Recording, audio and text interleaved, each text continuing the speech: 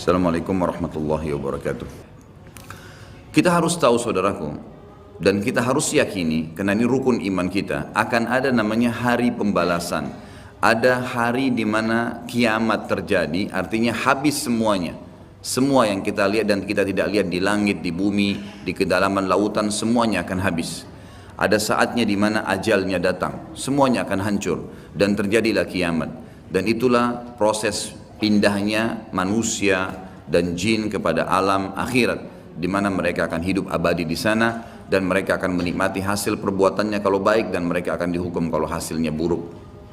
Kiamat ini akan terjadi bila diikuti dengan beberapa tanda-tanda sebelumnya, baik tanda-tanda kecil ataupun tanda-tanda besar. Dan pada saat kiamat terjadi nanti dimulai dengan sangkakala sekali, kemudian hancurlah semua di alam semesta ini, kemudian datang sangkakala yang kedua, dan akhirnya dibangkitkanlah seluruh makhluk, kemudian dihisaplah mereka, lalu terjadilah mahsyar, kehidupan yang akan kita laluin. Allahu alam berapa lama di sana, menunggu timbangan amal seluruh manusia miliaran jumlahnya dan seluruh jin. Bahkan Ibnu Katsir mengatakan Allah Azza wa Jalla akan mengadili domba, kenapa dia menanduk domba yang lain. Setelah itu jalanan ditentukan ke surga atau ke neraka, dan tidak ada tempat yang ketiga. Kita harus sadar teman-teman sekalian, penentuan masalah hari kemudian nanti, di mana kita akan mendapatkan cuma surga atau neraka, adalah kehidupan kita sekarang. Ini sekarang Anda masih bisa menghembuskan nafas, masih bisa beraktivitas, masih mudah untuk menangkap mana yang boleh dan mana tidak boleh yang diperintahkan oleh Tuhan kita Allah dan aplikasikan dalam kehidupan sehari-hari. Maka ini penentuan nanti di sana bagaimana, dan tidak ada tempat lain, surga atau neraka. Maka jangan nanti tiba di saat terakhir dihisab di hari kemudian baru kita menyesal. Itu keliru. Orang mukmin harus jeli. Ingat teman-teman, Allah memberikan kepada kita akal fikiran yang jernih, bisa berpikir, bisa menangkap, bisa memilah mana baik, mana buruk. Hati kita juga begitu, punya perasaan yang pekah, tahu mana baik, mana buruk, mana yang disukai, mana yang tidak disukai. Semua itu sebenarnya fasilitas yang Allah berikan tanpa harus menunggu hukuman datang baru mau taubat. Orang mukmin jeli, cerdas. Sabda Nabi SAW, al-mu'minu qayyisul fatin. Orang mukmin itu qayyis, cerdas sekali. Fatin itu pekah luar biasa. Jadi mereka tuh tahu kalau mereka buat salah, ini salah nih, ditinggalin. Apapun godaannya, dilawan sama dia karena dia tahu ini haram. Dan dia tahu setiap pelanggaran agama pasti ada konsekuensi hukum. Tidak ada dosa yang dilakukan sekecil apapun tidak ada konsekuensinya. Harus ada. Sekali antum menggibah, jangan heran setelah taubat tiba-tiba kita digibah, pembersihan dosa yang lama. Dulu pernah kita membuat nota palsu, mencuri sesuatu. Jangan heran sekarang kalau beli HP baru jatuh hilang, itu biasa. Harus ada konsekuensi pembersihannya. Tidak mungkin tidak ada, mustahil, siapapun itu. Bahkan Nabi SAW sendiri bukan kita karena katakan beliau melakukan dosa karena sudah diampuni. Tapi beliau sendiri mengatakan saya pun diberikan cobaan oleh Allah Subhanahu wa taala penyakit yang lebih berat double daripada apa yang diberikan kepada kalian. Apalagi manusia biasa yang penuh dengan dosa seperti kita. Seorang muslim beriman bahwasanya kehidupan dunia ini mempunyai saat-saat di mana ia akan berakhir, pasti, tidak ada keraguan di situ, dan mempunyai hari terakhir yang tidak ada hari sesudahnya. Lalu datang kemudian kehidupan berikutnya untuk kehidupan akhirat. Pada saat itu Allah Azza wa Jalla membangkitkan kembali segenap makhluk dan menghimpun mereka semua untuk diadakan perhitungan atau hisab, di mana orang-orang saleh diberi balasan kenikmatan abadi dalam surga, sedangkan orang-orang yang durhaka atau penuh dengan dosa diganjar dengan azab dan siksaan menghinakan di dalam api neraka. Na'udzubika minan nar. Ia juga beriman bahwasanya hari akhirat ini didahului oleh tanda-tanda kiamat, seperti munculnya Dajjal, Ya'juj Ma'juj, turunnya Nabi Isa alaihissalam dari langit, keluarnya binatang melata yang dapat berbicara, terbitnya matahari dari tempat terbenamnya sebelah barat, dan tanda-tanda lainnya. Kemudian sangkakala atau trompet raksasa ditiup satu kali untuk kematian dan kebinasaan, lalu tiupan berikutnya untuk kebangkitan dan hidup kembali serta menghadap kepada Rabbul Izza, Allahu Azza wa Jalla. Kemudian penyerahan kitab-kitab catatan amal masing-masing, maka ada yang menerima kitab catatan amalnya dengan tangan kanannya dan pasti dia selamat, dan ada pula yang mengambilnya dengan tangan kirinya yang pasti dia akan celaka. Setelah itu disediakanlah mizan, timbangan amal, dan perhitungan amal atau hisab pun dilaksanakan, lalu jembatan terbentang di atas neraka menuju surga. Dipancangkan hingga berakhirnya proses agung tersebut dengan menetapnya semua penghuni surga di surga dan penghuni neraka di neraka. Iman yang demikian itu diyakini karena dalil-dalil nakli dan akli berikut ini. Yang pertama, tentang adanya kiamat, pasti berakhir semua kehidupan ini. Adanya berita dari Allah Subhanahu wa taala tentang hal tersebut sebagaimana kekal dalam firman-Nya dalam surah Ar-Rahman ayat 26 dan 27. A'udzu billahi minasyaitonir rajim. Kullu man 'alaiha fan wa yabqa wajhu rabbika dzul jalali wal ikram. Semua yang ada di bumi ini akan binasa, tidak terkecuali hancur, dan tetap kekal wajah Rabbmu yang mempunyai kebesaran dan kemuliaan. Firman Allah yang lain juga menjelaskan surah Al-Anbiya ayat 34 sampai 35. A'udzu billahi minasyaitonir rajim wa ma ja'alna li basharin min qablikal khulda afa in mitta fahumul khalidun kullu nafsin dha'iqatul maut wa nabluukum bisyarri wal khairi fitnah wa ilaina turja'un. Kami tidak menjadikan hidup abadi bagi seorang manusia pun sebelum kau, hai Muhammad. Jadi semuanya mati. Dari Adam pun manusia pertama sudah melalui proses kematian menuju ke alam akhirat itu. Maka jikalau kau mati, apakah mereka akan kekal? Ada orang-orang yang menolak ajaranmu itu akan bisa kekal? Maka tanda tanya, tiap-tiap yang berjiwa akan merasakan mati. Kami akan menguji kamu dengan keburukan dan kebaikan sebagai cobaan yang sebenar-benarnya. Artinya mengikuti kebenaran, kebaikan, patuh, dia akan selamat masuk surga.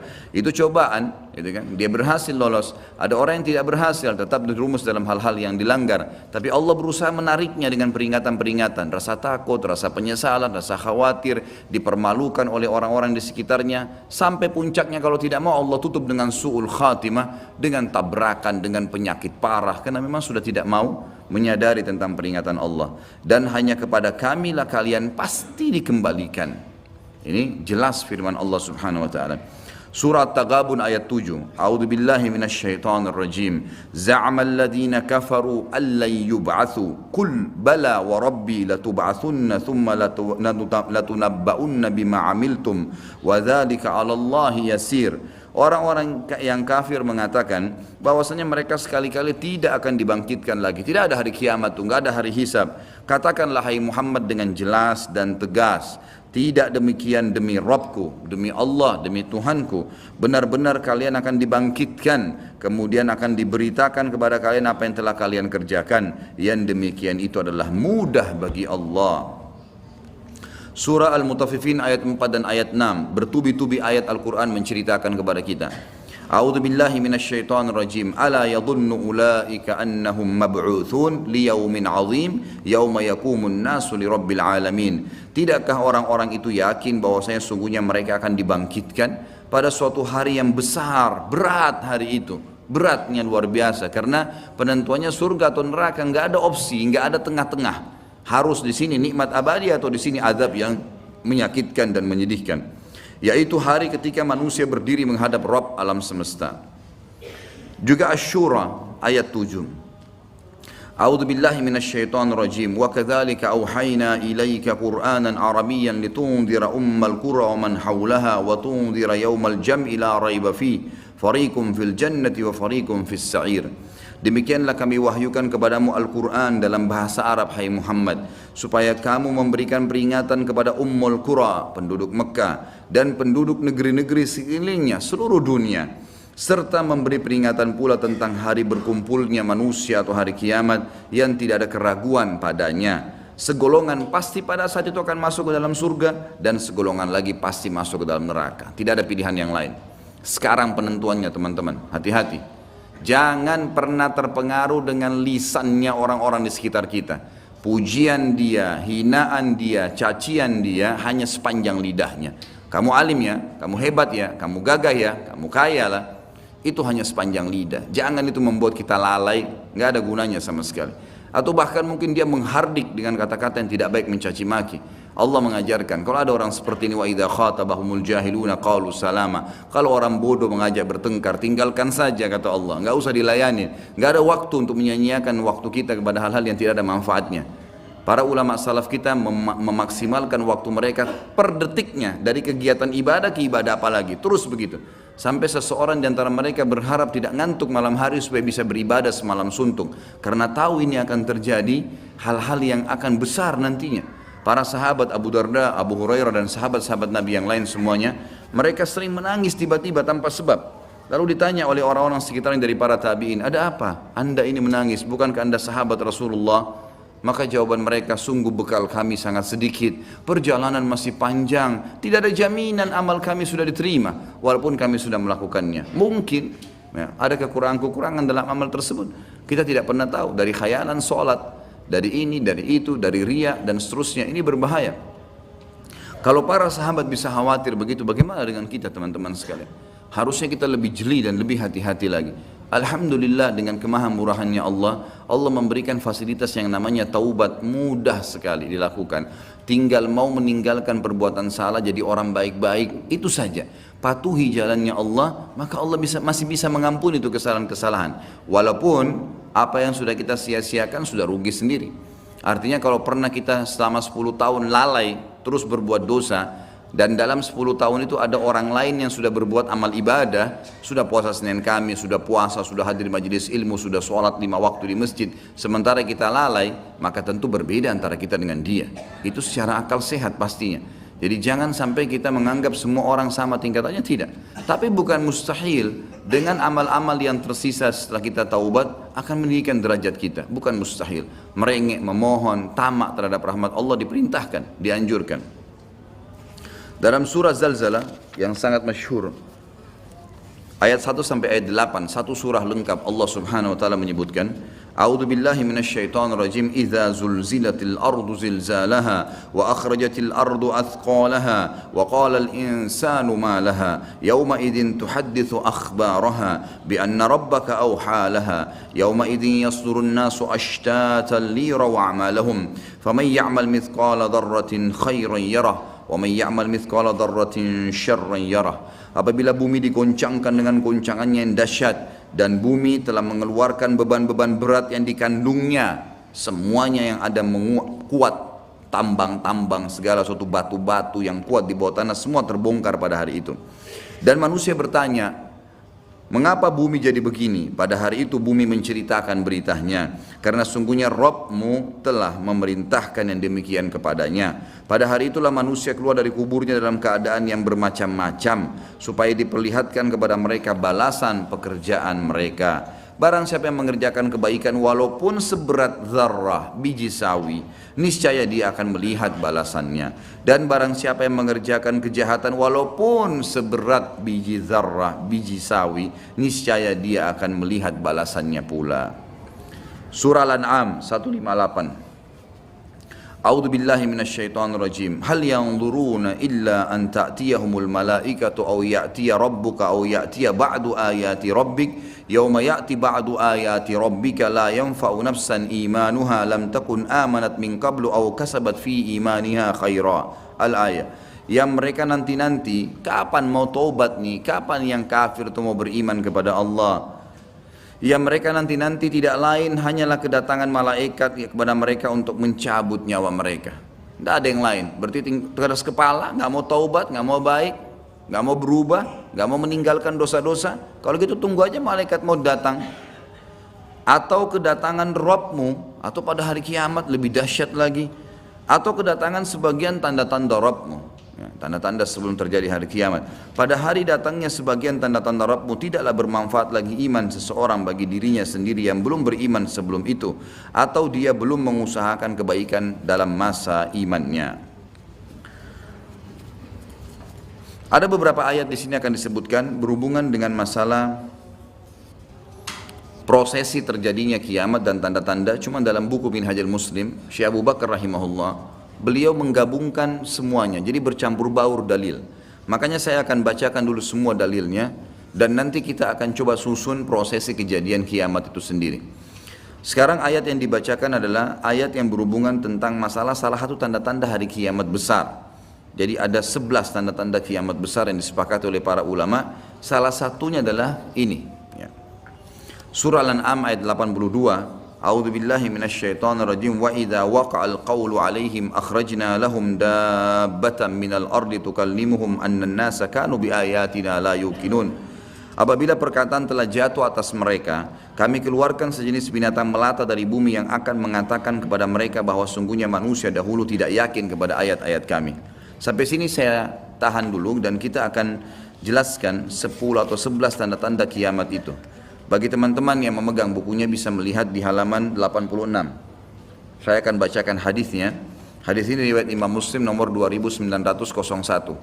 Jadi tanda-tanda kiamat itu ada besar ada kecil. Tentu kalau tanda-tanda kiamat kecil banyak sekali. Di antaranya hadis riwayat Muslimnya juga yang berbunyi, kata Nabi SAW, tidak akan terjadi kiamat sampai aku diutus menjadi Nabi. Hitunglah 6 tanda-tanda kiamat, ini kecil. Lahirnya aku, diutusnya aku, dan meninggalnya aku. Berarti sudah ada 3 dan sudah terjadi. Kemudian akan tersebarnya ya, penyakit taun, dan ini sudah terjadi zaman Umar radhiyallahu anhu. Terbebasnya Palestina di zaman Umar radhiyallahu anhu, gitu kan. Kemudian pembebasan negeri Persia terjadi di zaman Umar radhiyallahu anhu. Berkumpul semua itu. Jadi 6 tanda-tanda ini sudah kelihatan semuanya. Tanda-tanda kiamat yang kecil sudah terjadi, ada yang sedang terjadi sekarang dan ada yang belum terjadi. Kalau yang sedang terjadi seperti misalnya hadis Nabi SAW yang berbunyi, tidak akan terjadi kiamat sampai orang-orang mengganti nama-nama minuman keras dengan nama-nama lain. Contoh seperti sekarang misalnya menggantinya dengan istilah-istilah lain. Ya nama inilah, ya merek itulah, ya cuman sekian 5% alkoholnya dan seterusnya. Hadis yang lain, tidak akan terjadi kiamat sampai zina tersebar, dianggap biasa, dan juga banyaknya laki-laki yang menyerupai perempuan, dan juga minuman keras dianggap sebagai minuman yang biasa. Hadis sahih semuanya. Jadi ini semua kita lihat depan mata kita sedang terjadi, ya sedang terjadi. Kemudian yang belum terjadi itu seperti misalnya kalau tanda-tanda kiamat kecil terakhir sekali namanya Malhamah Kubra, peperangan besar antara kaum muslimin dengan orang-orang Nasrani. Yang ini disebutkan panjang lebar dalam hadis Bukhari, lebih dari 3 lembar kalau tidak salah. Hadis ini berbunyi, kata Nabi SAW, kalian akan bersatu dengan Bani Asfar. Bani Asfar ini sebenarnya lebih tepatnya orang-orang Rum, ya, orang-orang Nasrani. Mereka akan bersatu, kalian akan bersatu dengan mereka untuk memerangi satu kaum, tapi tidak disebutkan kaum ini siapa. Yang jelas kita akan bersatu satu waktu dengan kelompok-kelompok Nasrani ini, kemudian kita bersatu memerangi satu kaum. Allahu alam siapa mereka. Sebagian ulama beristihad mengatakan komunis, ada yang mengatakan kapitalis, dan segala macam istilah, tapi kita beriman bahwasanya itu akan terjadi. Ringkas cerita, kalian akan memenangkan peperangan, pasukan tahaluf ini, sekutu ini akan menang. Kemudian setelah itu bubarlah semua pasukan dan tersisa pasukan di negeri Syam, Dan dari hadis ini juga ulama sekarang mengatakan kasus Syria ini akan berakhir dengan sendirinya, karena memang hadis ini menjelaskan adanya ketentraman di negeri Syam, ya, sebelum terjadi tanda-tanda kiamat besar. Pada saat itu pasukan muslimin, ya, sedang pulang ke negeri Syam bersama dengan pasukan Bani Asfar ini, ya, suku yang dikatakan dari bangsa Romawi. Kemudian mereka mengangkat bendera salib sambil mengayunkan dan mengatakan, kamilah yang telah memenangkan peperangan ini. Maksudnya kekuatan Nasrani. Maka yang muslim sempat teman-teman mereka mengatakan, ini kan kita sekutu, bagaimana caranya kalian mengaku ya memenangkan sendiri. Terjadi cekcok di antara mereka. Lalu kata Nabi SAW, akhirnya segelintir muslimin yang ada di situ Allah karuniakan mereka mati syahid, terbunuh semua. Lalu hari kedua beberapa muslimin bersatu untuk, ya, berperang, dan mereka juga dikaruniakan Allah mati syahid. Hari ketiga berkumpul lagi muslimin untuk mereka berpegang pada satu kesepakatan untuk tidak akan membiarkan bahwasanya orang-orang Nasrani menganggap menang sendiri. Maka akhirnya hari ketiga pun mereka diikram oleh Allah, dikaruniakan syahadah, mati syahid. Nanti hari keempat barulah berkumpul seluruh muslimin dari seluruh penjuru bumi. Lalu terjadilah perang besar antara kalian dengan Bani Ahmar, dan mereka dibawa naungan 80 bendera. Sebagian ulama hadis mengatakan mereka dibawa 80 negara. Jadi perang besar-besaran. Dan di dalam kegiatan orang-orang Nasrani, di sebagian pastor dan pendeta, mereka menamakan akan terjadi nanti perang salib besar, puncak daripada penentuan siapa yang menang dan siapa yang kalah. Kita sebagai orang muslim bukan sedang memicu emosi untuk mempersiapkan diri, tapi memang ini hadis Nabi SAW, wahyu yang menyampaikan kita akan berperang melawan mereka, dan ini perang besar-besaran seluruh dunia akan terjadi. Maka kalian pun akan berperang tapi tidak disebutkan waktunya berapa lama, sampai pasukan kalian menembus wilayah Rum dan kalian berhasil menjebolkan temboknya dengan takbir dan tasbih, berzikir. Dan tembok ini sebagian ulama mengatakan adalah Vatikan, karena memang satu-satunya markas orang-orang Nasrani yang menggunakan pintu gerbang. Kalau dibuka dianggap ada sebuah keputusan penting, kalau ditutup berarti sudah segala macam ya yang mereka kultuskan sekarang. Temboknya itu akan rubuh dengan takbirnya muslimin. Sebagian ulama hadis mengatakan karena banyaknya jumlah pasukan sampai akhirnya suara mereka begitu bergemuruh dan akhirnya meruntuhkan tembok itu. Allahu a'lam, itu makna hadis. Kemudian pada saat itulah syaitan, iblis menjelma jadi manusia lalu teriak di tengah-tengah pasukan muslimin berkata, wahai muslimin, Dajjal sudah keluar di tengah-tengah kalian. Dajjal sudah keluar di tengah-tengah kalian. Maka teriakan ini membuat pasukan muslimin, mereka tahu benar pada saat itu hadis Nabi SAW yang berbunyi, diriwayatkan Imam Bukhari Muslim, kalau kalian dengarkan Dajjal keluar di satu lokasi, maka selamatkanlah diri kalian walaupun ke gunung-gunung. Gitu kan. Janganlah seseorang dari kalian berkata imannya kuat lalu dia sengaja menemui Dajjal, akhirnya dia menjadi pengikutnya. Jadi para mujahidin tahu masalah itu. Mereka bukan tidak berani, tapi mereka mengikuti sabda Nabi SAW. Maka mereka pun akhirnya pada pulang masing-masing. Kata Nabi SAW, mereka pun bubar ke wilayah masing-masing. Pada saat mereka tiba di wilayahnya, ternyata Dajjal tidak ada. Itu berita dusta. Dan pada saat itulah Dajjal keluar. Pada saat itulah Dajjal keluar. Dan Dajjal adalah tanda-tanda kiamat besar yang pertama. Tanda-tanda kiamat besar yang pertama. Jadi ini akan terjadi. Ini sekaligus saya menitik beratkan, ya, tidak bolehnya sembarangan orang ngomong. Sekarang soalnya ada beberapa orang, semoga Allah berikan hidayah, menentukan tahun ya akan terjadi kiamat. Bagaimana caranya menentukan tahun? Ini tanda-tanda depan mata kita masih ada yang belum terjadi. Dan ini peperangan besar seluruh dunia, ini nggak main-main, ini bukan perang 1-2 hari. Ini peperangan yang besar sekali, gitu kan? Jadi Allahu a'lam kita masih menemukan atau tidak. Tapi yang jelas menurut tanda-tanda sekarang, kita masih ada di fase-fase tanda-tanda kiamat kecil yang sedang terjadi. Tapi kita menyampaikannya, gitu kan? Yang jelas ini sesuatu yang masih Allahu a'lam. Berapa lama? Tapi dari hitungan tahun tidak mungkin 20-30 tahun. Bukankah banyak orang menebak-nebak tahun 2000 sekian akan kiamat, 2000 sekian akan kiamat. Ini semua dari mana? Kita punya kiai dan guru kita Nabi Muhammad SAW menyampaikan kepada kita tanda-tandanya ada. Sebelum terjadi kiamat, tanda-tanda itu tidak akan terjadi kiamat. Kemudian kita akan masuk menjelaskan teman-teman sekalian tanda-tanda kiamat besar. Ada 11 yang disepakati tanda-tanda kiamat besar, sebagaimana disebutkan di dalam hadis riwayat Imam Muslim. Yang pertama adalah keluarnya Dajjal. Dan Dajjal ini diambil dari kata-kata Dajjala yang berarti kekacauan. Dan ini digunakan untuk nama seseorang yang memang akan dikeluarkan oleh Allah Azza wa Jal sebagai fitnah bagi kaum muslimin. Makanya kita dalam tahiyat membaca wa'udzubika min fitnatil masih dajjal, dan jauhkanlah kami dari fitnahnya masih dajjal. Nanti akan saya paparkan panjang lebar. Yang kedua adalah sementara Dajjal membuat kerusakan di muka bumi, maka akan keluar Mahdi, yang kata Nabi SAW akan keluar seseorang yang sama namaku, Muhammad bin Abdullah, akan sama paras wajah dan poster tubuhku, sama persis dengan Nabi SAW, alisnya, matanya, kulitnya, dan dari keturunanku, dari kota Madinah. Jadi kan sebagian ulama hadis mengatakan ini kemungkinan dari turunan Hasan radhiyallahu anhu, karena memang sekarang yang banyak di Madinah itu turunan Hasan radhiyallahu anhu. Maka dia akan keluar dan Allah mengubahnya dalam sehari semalam. Kemudian dia keluar dari Madinah ke Mekah lalu dibayat dengan 300 orang, lalu kemudian mereka membentuk pasukan untuk mengejar Dajjal. Kemudian yang ketiga pada saat itu, nanti akan saya jelaskan penyelidikan ini garis umumnya dulu.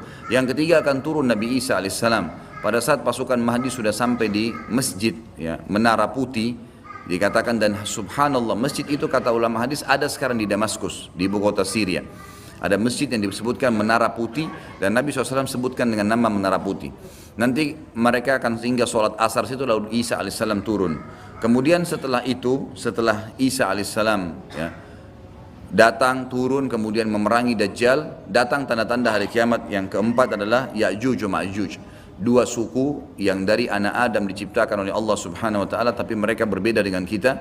Mereka sangat beringas, memakan semuanya, kala jengking, ular, hewan-hewan, jumlahnya banyak. Bahkan seseorang di antara mereka tahu kalau akan mati kalau seandainya sudah memiliki 1000 orang anak. dan mereka akan membuat kerusakan, membunuh semua yang ditemui. Kafir, beriman, tidak ada urusan. Selain mereka akan dibunuh. Ini ada ciri-cirinya. Ya, ada ciri-ciri yang akan saya sebutkan nanti. Ringkas cerita, mereka akan buat kerusakan dan Allahu a'lam berapa lama di situ.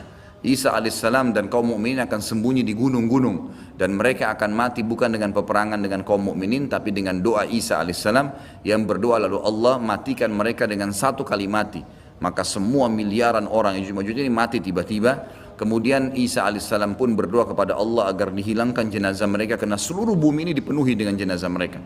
Sampai disebutkan dalam hadis mereka akan turun di sebuah sungai Tibriyah di wilayah Syam. Mereka minum sungai tersebut, orang terakhir mereka datang sudah nggak temukan lagi ada airnya, saking banyaknya jumlahnya.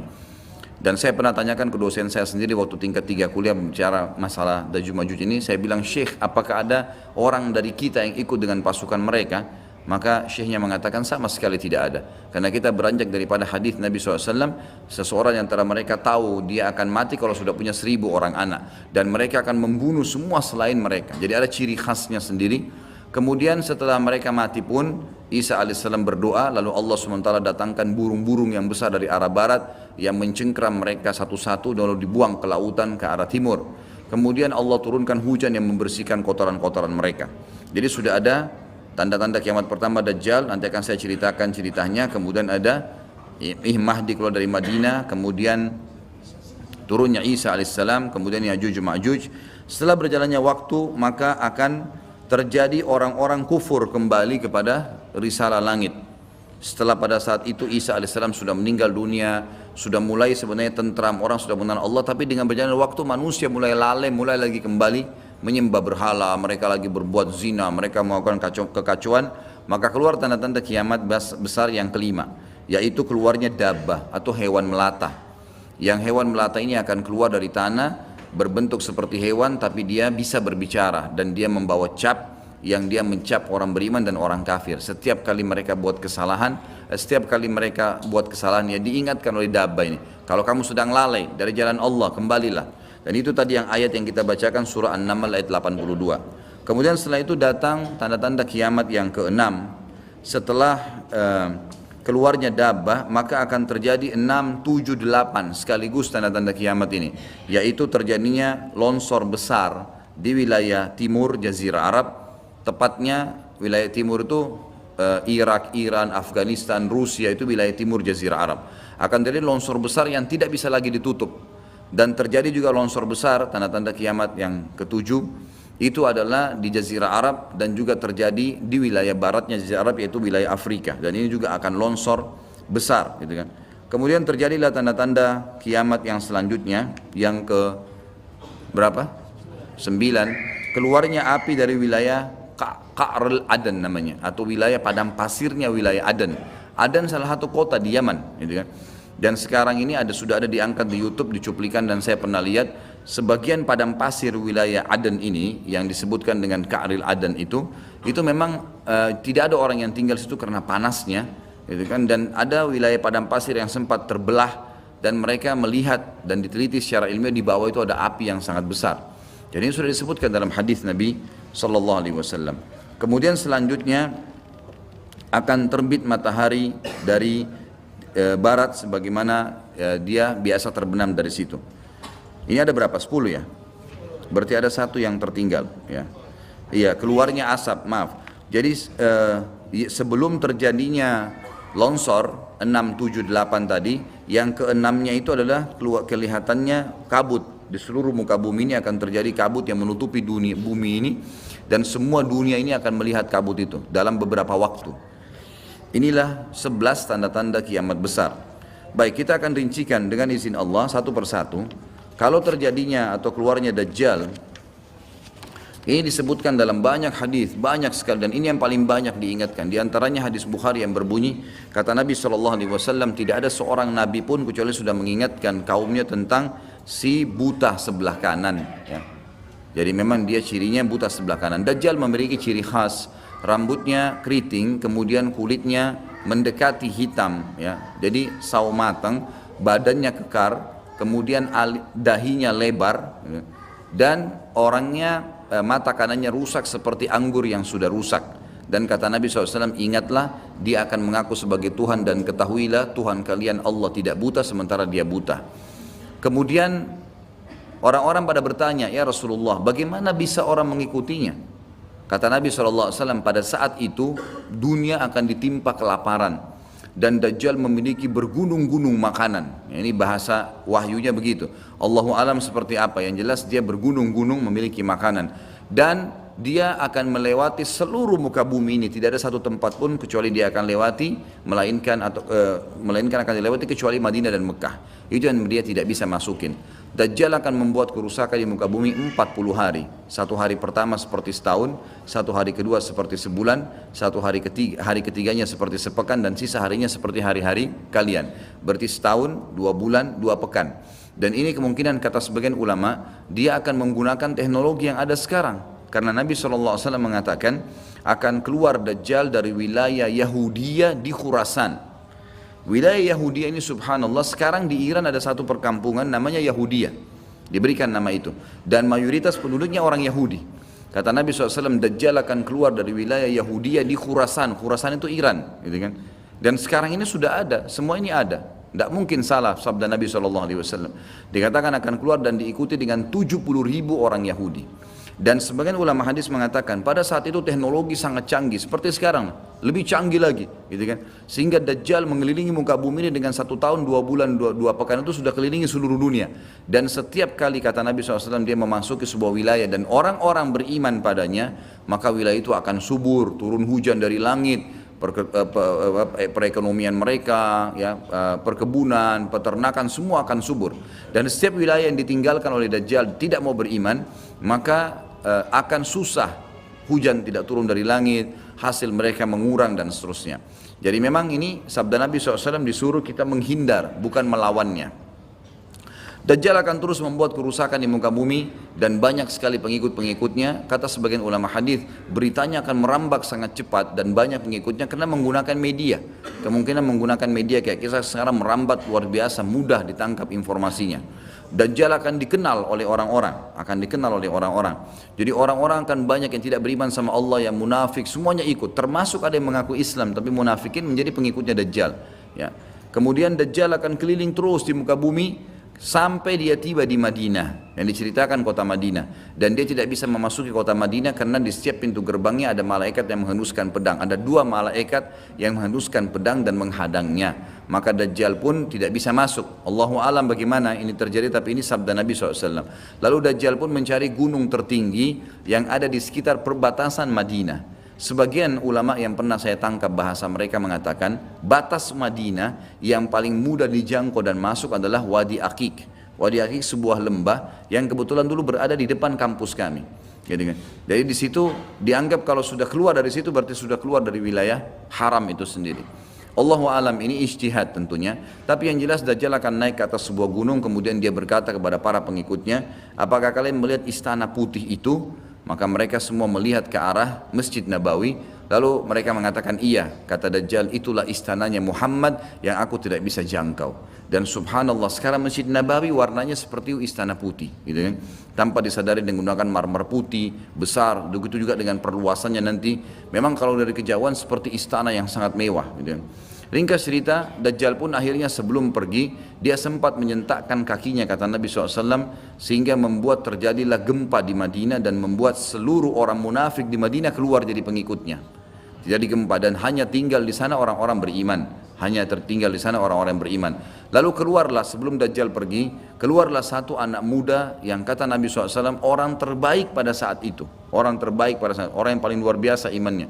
Masih muda di sini ulama mengatakan istilah syab dalam bahasa Arab bisa dari mulai balik 12 tahun sampai 40 tahun. Nanti keluar seorang anak muda yang diistilahkan syab antara umur ini, kemudian keluar dan sempat melihat Dajjal. Maka Dajjal pun menangkapnya segera dan mengatakan, saya Tuhanmu. Maka orang tersebut mengatakan, kau adalah Dajjal yang telah diceritakan oleh Nabi SAW. Karena dalam hadis yang lain dikatakan setiap orang mukmin bisa melihat di dahinya tulisan kafara yang berarti kufur. Dia bisa membaca bahasa Arab atau tidak, tapi dia akan bisa membaca dengan hikmah Allah. Matanya orang mukmin bisa melihat itu sehingga dia tahu ini adalah Dajjal. Kemudian Dajjal pun mengambil gergaji dan membelah dua dari kepala sampai kemaluannya, sehingga anak muda itu terbelah dua dan Dajjal melewati tengah-tengahnya dan seluruh pengikutnya bersorak-sorak. Lalu Dajjal berkata, bangkitlah, bangkit kembali bersatu. Lalu kata Dajjal, apa kau sudah yakin saya Tuhanmu? Maka Dajjal mengatakan, maka anak muda itu mengatakan, justru saya tambah yakin kau adalah Dajjal. Setelah itu dia berusaha membunuhnya tapi dia tidak mampu lagi, Allah sudah selamatkan. Maka Dajjal pun meninggalkan lokasi tersebut. Lalu puncaknya Dajjal menuju ke Palestina, dan dia akan bermarkas di sebuah tempat namanya Babulut. Babulut dalam hadis. Subhanallah, sekarang ini sudah ada kota di Israel yang mereka rebut wilayah Palestina, sebuah seperti kecamatan, ya, kalau yang saya tangkap, saya pernah ada cuplikannya, itu ternyata diberikan nama Babulut oleh orang Yahudi. Dan ini disebutkan dalam hadis dengan lafaz itu Babulut, ya, Bablut, gitu kan. Ini subhanallah saya lihat cuplikannya Babulut, gitu. Ini luar biasa ini, seperti sabda Nabi SAW. Dan sekarang mereka lagi fokus membangun, menjadikan wilayah itu wilayah yang paling mewah di Israel. Subhanallah, gitu kan. Dajjal akan menuju ke sana, dan sementara dia menuju ke sana, setiap wilayah yang dia lewatin, salah satunya disebutkan dalam hadis Bukhari adalah dia akan melewatin satu wilayah yang sangat banyak masyarakatnya. Ya Allahu a'lam ini di mana? Apakah di wilayah Cina? Apakah di pokoknya masyarakat komunitasnya paling besar. Kita tahu sekarang Cina sama India ini tempat yang sangat luas. Banyak masyarakatnya, dia akan melewati wilayah yang banyak masyarakatnya, lalu kemudian dia berkata kepada pemimpinnya, Allahu alam, ini presiden kah, raja kah, kepala suku kah, dia akan berkata bahwasanya saya Tuhanmu. Maka orang itu mengatakan, apa buktinya kau Tuhan saya? Dia bilang, bagaimana kalau saya hidupkan kedua orang tuamu? Apa kau akan percaya saya Tuhanmu? Maka orang itu berkata, tentu saja. Ada Dajjal, tunjukkan kuburannya, ditunjuk kuburannya, lalu Dajjal mengatakan, keluarlah. Maka keluarlah orang tuanya dan berkata ibu ayahnya, ikutlah pada orang ini karena dia adalah Tuhanmu. Maka akhirnya kepala suku atau kepala negara itu pun menyatakan ikut, dan seluruh masyarakatnya ikut. Jadi luar biasa, miliaran orang jadi pengikut Dajjal pada saat itu. Maka Nabi SAW sudah membongkar buat kita itu, berkata apa? Itulah dua syaitan yang menjelma untuk menipu manusia. Dan itu puncak terakhir sekali sebelum Dajjal menuju ke Israel. Lalu kemudian dia menuju ke Palestina, tapi disebutkan Israel, dikatakan Palestina dalam hadis. Lalu menuju ke sebuah wilayah yang namanya Babulut tadi. Lalu Dajjal berpesta pora di sana dengan pengikut-pengikutnya, mentuhankan dia. Dia berikan makanan, kaya raya, segala macam dia bisa lakukan, fitnah, gitu kan. Akhirnya keluarlah pada saat sementara dia berjalan ke Babulut dan tiba di Babulut, keluarlah di Madinah Mahdi. Dan Mahdi ini adalah keturunan Nabi SAW, tadi saya bilang, keluar dari Madinah. Kemudian Allah memperbaiki dia dalam sehari semalam. Kata sebagian ulama hadis, Allah berikan petunjuk sehingga dia menjadi baik langsung, gitu kan. Tadinya dia faham agama tapi belum diaplikasikan, sekarang dia langsung Allah SWT ubah menjadi orang yang saleh dalam sehari semalam. Lalu kemudian dia jalan. Ada banyak riwayat yang menyebutkan ciri-cirinya. Di telapak tangannya ada seperti bekas, ya, tanda lahir. Ya, yang jelas yang paling mendasar mirip dengan Nabi SAW, alisnya seperti busur panah, kulitnya putih, orangnya tinggi besar, kekar, gitu kan. Dan tadi turunan Nabi SAW namanya Muhammad bin Abdullah. Maka dia pun akhirnya didatangi oleh orang-orang yang pada saat itu sudah tahu tentang keluarnya Dajjal, sudah informasi menyebar. Maka mereka juga sudah tahu ada orang yang akan membentuk pasukan dari Madinah namanya Muhammad bin Abdullah. Lalu mereka carilah keturunan Nabi SAW itu, lalu ditemukan. Lalu mereka mengatakan, engkau lah yang telah ditunjuk oleh Nabi SAW. Maka keluarlah memimpin kami untuk memerangi Dajjal. Dia pun awalnya menolak sampai dia pergi ke Mekah, kata Nabi SAW, lalu diikuti oleh 300 orang masyarakat membaiatnya. Lalu terbentuklah pasukan muslimin yang tidak tahu Allahu alam berapa jumlahnya pada saat itu. Lalu mereka menuju ke Palestina, melewati negeri Palestina, melewati negeri Syria, dan akhirnya mampir di Masjid Darul Baidha tadi, menara putih yang tujuannya untuk mengerjakan sholat asar. Dan pada saat itu terjadilah tanda-tanda kiamat besar ketiga. Isa alaihissalam akan turun. Kata Nabi SAW, Isa alaihissalam akan turun, rambutnya basah, meneteskan air, dan memegang dua sayapnya malaikat. Sebagian ulama hadis mengatakan pada saat itu kaum mukminin akan melihat malaikat yang membawa Isa alaihissalam. Kemudian dia turun dan dia masuk. Kemudian kata Nabi SAW, Mahdi adalah satu-satunya orang, ya, salah satu orang yang Nabi sholat jadi makmum di belakangnya.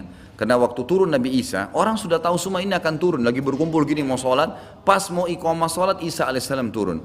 Dan orang-orang sudah mengatakan Isa sudah datang. Jadi informasi pasti, bukan lagi yang diragukan. Bukan masih nebak ini Isa atau bukan, mereka sudah tahu. Turunnya kelihatan dan mereka masuklah. Lalu kemudian Mahdi mengatakan silakan memimpin, hai Nabiullah. Kata Nabi Allah, imam dari diri kalian, dari kalian sendiri, dari kaum muslimin. Maka akhirnya dia pun menjadi imam. Kemudian terbentuklah pasukan tersebut, tiba di Babulut. Saya tutup dengan kisah Babulut ini. Pada saat tiba di Babulut, ya, tiba di Palestina, maka Dajjal tidak tahu yang datang ini siapa. Disebarkan berita oleh pengikutnya mengatakan, hai Dajjal, sudah datang pasukan yang ingin memerangi kita. Lalu Dajjal mengatakan, siapa yang berani mengalahkan saya? Siapa yang bisa? Bukakan pintu gerbang, kita tantang. Dia nggak tahu kalau Isa alaihissalam yang datang. Kemudian pada saat dibukakan, Dajjal dengan sombongnya, dia tahu dia tidak mati, gitu kan? Punya kekuatan super yang luar biasa. Begitu dibuka pintu gerbang, dia sengaja nunggu di pintu gerbang untuk menunjukkan, mendemonstrasikan kemampuannya di depan para pengikutnya. Ternyata waktu dibuka pintu gerbang, Isa alaihissalam di depan pasukan muslimin. Dan akhirnya begitu melihat Isa, dia coba melarikan diri dan badannya meleleh seperti melelehnya lilin, gitu kan? Jalan terus meleleh sampai akhirnya Isa alaihissalam mengejarnya sambil mengatakan, wahai musuh Allah, sudah saatnya kau mati. Diletakkan di tanah, ditekan oleh Isa alaihissalam, lalu kemudian ditombak di antara dua matanya dengan tombak emas, yang akhirnya membuat Dajjal mati. Pada saat itu pun Yahudi mengetahui masalah itu, sehingga mereka menyebar. Ya, mereka menyebar dan Isa alaihissalam sudah tahu instruksi dari Allah untuk membunuh semua pengikut Dajjal. Maka semua pun pengikut Dajjal dari Yahudi ini menyebar di bawah pohon, di atas batu, dan semuanya akan berbicara mengatakan, hai muslim, ini Yahudi, bunuhlah dia. Maka semuanya pun dibunuh oleh kaum muslimin kecuali satu pohon, pohon garkat. Pohon garkat ini pohon yang punya duri dan buahnya pahit. Dulu di kuburan Baqi cukup banyak, ya. Sekarang subhanallah di Israel paling banyak ditanam pohon garkat karena mereka tahu bahwasanya itu tidak akan berbicara untuk menunjukkan siapa mereka. Jadi kebodohan orang Yahudi tahu kebenaran ini tapi mereka tidak beriman. Makanya wajar Ibnu Abbas berkata dalam nama ghairil maghdubi alaihim, bukan orang yang durmuka adalah Dajjal, adalah orang-orang Yahudi karena kebodohannya. Maka pada saat itu pun dibunuhlah semuanya, dan termasuk kata ulama hadis sebenarnya yang sembunyi di sekitar pohon garkat. Garkat ini tidak bicara, hai muslim, ini Yahudi. Tapi orang Islam pada saat itu kata ulama hadis mengetahui kalau ini pohon garkat. Mengetahui kalau ini pohon garkat. Jadi memang sudah punya gambaran, sehingga walaupun sembunyi di pohon garkat tetap akan dibunuh oleh kaum muslimin. Karena orang-orang Yahudi tidak mengikrarkan syahadat. Mereka walaupun sudah tahu kebenaran, mereka memang tidak mau syahadat. Makanya Nabi SAW mengatakan, jangankan Isa alaihissalam, Nabi Muhammad SAW saja di zamannya, kata beliau, kalau ada 12 orang dari Yahudi yang mengucapkan syahadat, beriman pada saya, maka seluruh Yahudi akan beriman. Saking sulitnya, 12 orang saya sudah cukup. Tapi pada saat itu pun sama, walaupun dibunuh mereka tidak mau beriman kepada Allah SWT. Ini juga terjadi pada saat terjadi pembunuhan suku Quraidah. Jadi pada saat itu Nabi SAW mengepung mereka, diberikan kesempatan untuk taubat. Mereka tidak mau, akhirnya mereka menganggap kalau dibunuh oleh Nabi SAW, dibunuh oleh kaum muslimin, mereka akan menuju ke surga, gitu kan. Jadi mereka pasrah dengan dibunuh, mereka anggap itu akan menuju ke surga, dan ini kebodohan, ya, ini kebodohan. Maka pada saat itu selesailah urusan orang-orang Yahudi ini, dan Isa alaihissalam akan memimpin di muka bumi selama, ada riwayat mengatakan 7 tahun, ada yang mengatakan 40 tahun. Membuat keadilan, dan Isa akan membunuh semua babi, menghancurkan semua salib, dan tidak ada rumah satupun kata Nabi SAW di muka bumi kecuali akan masuk ke dalam Islam, baik dalam keadaan mulia ataupun menolak, terhina. Jadi sudah tidak ada, seluruh muka bumi ini akan jadi Islam pada saat itu. Tadi Dajjal terbunuh dan pengikut-pengikutnya juga mati. Akhirnya Nabi Isa alaihissalam menyebarkan keadilan di muka bumi, dan keluarlah pada saat itu Ya'juj Ma'juj yang disebutkan dalam sebuah riwayat yang sahih. Kata Nabi SAW, Allah berfirman kepada Isa, wahai Isa, aku akan keluarkan hamba-hambaku yang kau tidak akan mampu untuk melawannya. Maka keluarlah Ya'juj Ma'juj dari 2 gunung yang sedang dihimpit. Ada satu peneliti dari Mesir yang Allahu alam, saya melihat buku beliau sangat bagus sebenarnya, sistematis, dan beliau tinjau lokasi sendiri, dan di situ ada beberapa bukti-bukti secara histori dan juga dihubungkan dengan dalil-dalil. Karena pernah ada sahabat yang menemukan tembok Ya'juj Ma'juj ini, ya. Maka dia pun melapor kepada Nabi SAW, dan Nabi SAW membenarkan itu, membenarkan. Artinya tembok ini bukan sesuatu yang tersembunyi, kelihatan. Maka peneliti muslim dari Mesir ini mengatakan, dan saya punya bukunya, sudah ada terjemahan bahasa Indonesia, judulnya Ya'juj Ma'juj memang. Dia memastikan tembok itu sebenarnya adalah tembok Cina yang berada di Cina sekarang dan memang menyambung antara dua gunung yang besar. Kata Nabi SAW, kecelakaanlah bagi suku Arab karena sudah terbuka dari lubang Ya'juj Ma'juj seperti ini. Ketemukan antara jari tengah beliau dengan ibu jari. Artinya mereka sudah bisa melihat. Dalam riwayat yang lain dikatakan bahwasanya Ya'juj Ma'juj setiap hari menggali gunung itu, berusaha untuk keluar. Tapi mereka pada saat tiba malam hari karena kecapean mereka istirahat, Allah Subhanahu wa taala tutup kembali gunung itu. Sehingga besok mereka memulai lagi dari awal. Sampai nanti di saat waktunya mereka dikeluarkan oleh Allah Subhanahu wa taala. Sampai saatnya nanti mereka dikeluarkan oleh Allah Subhanahu wa taala. Jadi memang cerita tentang mereka ini akan keluar disampaikan dalam banyak riwayat. Kemudian setelah itu mereka akan keluar dengan hikmah Allah Subhanahu wa taala dan Isa alaihissalam menyelamatkan dirinya bersama orang-orang beriman di atas gunung. Dan ada beberapa riwayat menyebutkan di Gunung Tur, ya.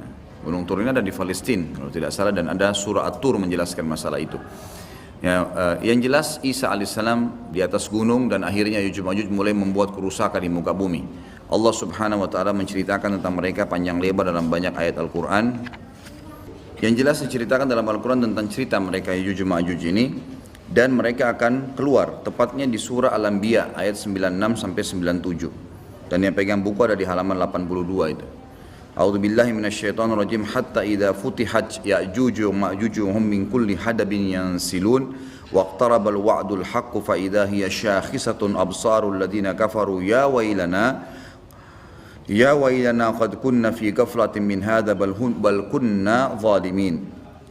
Hingga apabila dibukakan tembok Ya'juj Ma'juj dan mereka turun dengan cepat dari seluruh tempat yang tinggi dan telah dekatlah kedatangan janji yang benar, maksudnya hari kebangkitan, maka tiba-tiba terbelalaklah mata orang-orang kafir. Mereka berkata, aduhai celakalah kami, sungguhnya kami dalam kelalaian tentang ini, bahkan kami orang-orang yang zalim. Kata para ulama tafsir, maksudnya adalah orang-orang kafir pun bingung, dari mana nih manusia-manusia, kenapa kok membunuh semuanya? Walaupun mengatakan kami mau jadi pengikut kalian, tetap dibunuh, tidak diterima. Dan Nabi SAW menyebutkan ciri-ciri mereka. Mereka memiliki rambut yang keriting, yang mata mereka, bola kelopak mata mereka besar dan mata mereka kecil. Kemudian mereka memiliki kulit yang mendekati kekuning-kuningan. Ini riwayat yang menjelaskan tentang postur tubuh, dan mereka tidak terlalu tinggi dan tidak terlalu pendek seperti manusia biasa, cuma mereka sangat beringas. Dan mereka pada saat menemui siapapun mereka membunuhnya, termasuk dalam riwayat dikatakan mereka akan memakan ular, kalajengking, semuanya akan dimakan.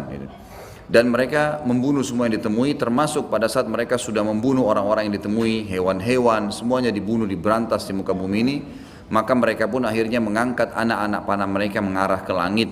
Lalu dengan fitnah, Allah SWT berikan fitnah, jatuhlah anak-anak panah tersebut dengan berlumuran darah. Maka mereka mengatakan dalam riwayat Bukhari, qatalna man fil ardi wa qatalna man fis sama. Kami telah membunuh semua yang di bumi dan telah membunuh semua yang di langit. Maka mereka betul-betul membuat kerusakan di muka bumi. Maka Isa alaihissalam pada saat itu berdoa kepada Allah Subhanahu wa taala agar menghukum atau mematikan mereka. Maka diijabahlah doa Nabi Isa alaihissalam. Tapi di sini Allahu alam tidak disebutkan berapa lama. Tapi ini kalau dilihat dari mereka menguasai dunia, mereka memenuhi seluruh muka bumi ini dengan penuh, ya, sampai waktu mereka mati nanti seluruh muka bumi ini kata Nabi SAW dipenuhi oleh jasad mereka. Berarti penuh, luar biasa, jumlahnya banyak. Ini tidak akan memakan waktu 1 tahun 2 tahun ini. Gitu. Ini akan bisa belasan mungkin puluhan tahun, Allahu alam. Gitu. Sampai akhirnya mereka sudah tidak ada yang bisa menampung lagi. Maka Isa alaihissalam berdoa kepada Allah Subhanahu wa taala agar Allah mematikan mereka, dan akhirnya Allah Subhanahu wa taala mengeluarkan memberikan kepada mereka hama. Sebagian riwayat menjelaskan seperti serangga kecil yang keluar dari leher mereka, yang akhirnya membuat mereka mati semua serentak dengan satu kali mati. Semuanya tiba-tiba jatuh dan mati, dan jenazah mereka memenuhi muka bumi ini. Lalu Isa alaihissalam mengutus 4 orang dari pasukan terbaiknya Isa alaihissalam untuk turun dari gunung untuk memeriksa. Dan kata Nabi SAW, mereka lah penunggang-penunggang kuda terbaik pada saat itu. Dan kalau kalian ingin, saya akan menceritakan kepada kalian tentang warna kudanya, tentang warna baju mereka. Karena Nabi SAW diperlihatkan tentang 4 orang itu. Kemudian mereka pun keliling dan mereka menemukan ternyata Ya'juj Ma'juj semua sudah mati, dan mereka melapor kepada Isa alaihissalam. Maka Isa pun berdoa kepada Allah agar dihilangkan jenazah itu, dihilangkan mereka. Lalu datanglah burung-burung dari arah barat yang memiliki leher-leher yang panjang seperti unta, lalu mencengkeram mereka, lalu membawa mereka ke arah lautan. Setelah itu Allah Azza wa Jalla menurunkan hujan yang lebat sehingga membersihkan muka bumi ini jadi bersih. Baik, setelah itu ada riwayat yang disebutkan oleh Syekh Abu Bakar di sini, sebuah riwayat yang cukup panjang. Ini hadis diriwayatkan oleh Imam Muslim nomor 2940. Dan ini saya akan bacakan sebentar lagi.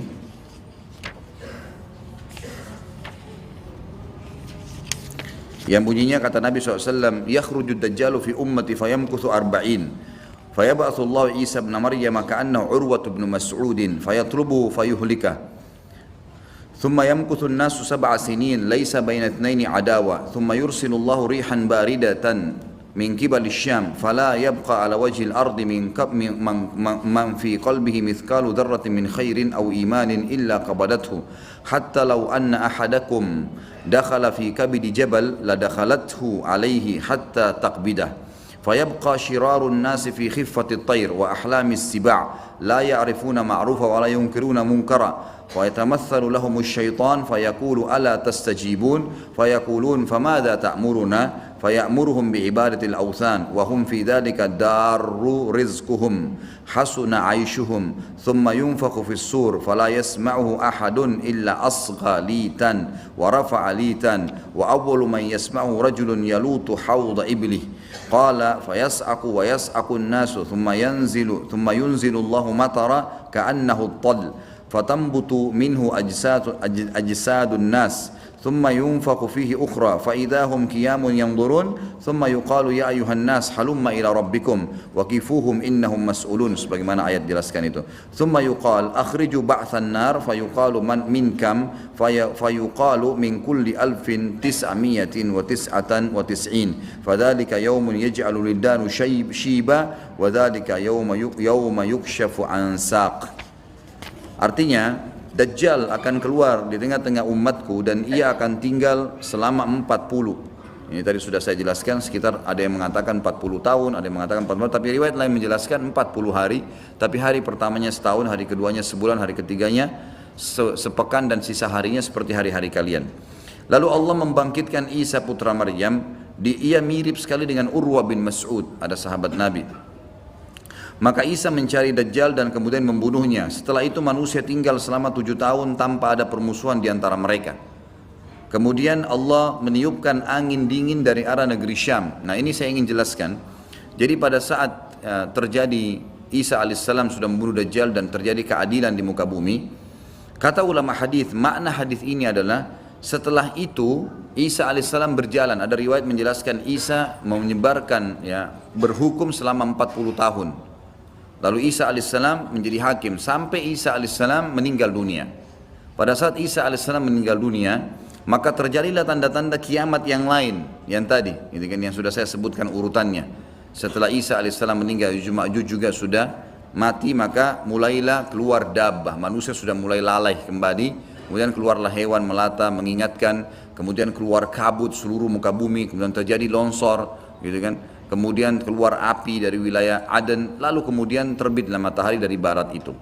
Namun ada satu dari hadis ini disebutkan, pada saat terbit matahari dari barat, di sini ada kejadian lain yang ulama sebagian masukkan ke tanda-tanda hari kiamat, sebagiannya mengatakan ini bukan, cuman pelengkap. Tapi anggap kita masukkan tanda-tanda hari kiamat sehingga ini yang nomor 12. Setelah matahari terbit dari barat, yang kata Nabi SAW, pada saat itu tidak akan lagi berguna jiwa yang meminta taubat. Dalam riwayat Bukhari dikatakan taubat akan diterima oleh Allah selama matahari belum terbit dari barat. Kata Nabi SAW dalam hadis yang saya bacakan riwayat Muslim, setelah itu manusia tinggal selama 7 tahun tanpa ada permusuhan di antara mereka. Yang dimaksud di sini adalah mereka setelah kejadian-kejadian besar, Isa alaihissalam mati, setelah 40 tahun buat keadilan, setelah Isa alaihissalam mati ada 7 tahun setelah itu lagi tambahan, jadi 47 tahun. Tapi setelah Isa meninggal 7 tahun tidak ada permusuhan di antara manusia. Kemudian Allah meniupkan angin dingin dari arah negeri Syam. Nah ini arah angin dingin ini adalah terjadi setelah terbitnya matahari dari barat. maka tidak seorang pun di muka bumi ini yang di dalam hatinya masih ada kebaikan atau iman, melainkan pasti angin itu merenggut nyawanya. Hingga sekiranya ada seseorang di antara kalian yang bersembunyi di rongga gunung sekalipun, niscaya angin itu akan masuk dan merenggut nyawanya. Maka yang tersisa adalah manusia-manusia jahat yang tangkas, bagaikan tangkasnya burung dan binatang buas. Mereka tidak mengenal kebaikan dan tidak mengingkari kemungkaran. Jadi setelah terjadi semua tanda-tanda kiamat besar itu, gitu kan, maka orang-orang beriman dimatikan oleh Allah Subhanahu wa taala dengan cara ditiupkan angin dingin dari arah negeri Syam. Seluruh muka bumi orang beriman habis, gitu kan. Pada saat orang beriman ini habis dan sudah ada orang-orang yang tadi saya bilang mulai membangkang setelah Nabi Isa alaihissalam meninggal, itu kan, dan dabah hewan melata yang keluar itu membawa cap. Dalam hadis Bukhari, dicaplah orang-orang yang beriman dan orang kafir. Berarti sudah ada orang-orang yang kafir pada saat itu. Maka matilah semua orang-orang yang beriman. Tertinggallah orang-orang yang seperti tangkasnya tadi binatang burung dan binatang-binatang buas. Mereka tidak mengenal kebaikan, apa yang Allah perintahkan, dan juga tidak mengingkari kemungkaran. Lalu syaitan datang kepada mereka berbentuk manusia seraya berkata, apakah kalian mau memenuhi ajakanku? Mereka berkata, apa yang kamu perintahkan kepada kami? Lalu syaitan menyuruh mereka menyembah berhala. Di sini sebagian ulama hadis mengatakan syaitan memperindah dengan istilah seni dan seterusnya, kemudian patung-patung itu mulai menghiasi seluruh muka bumi ini.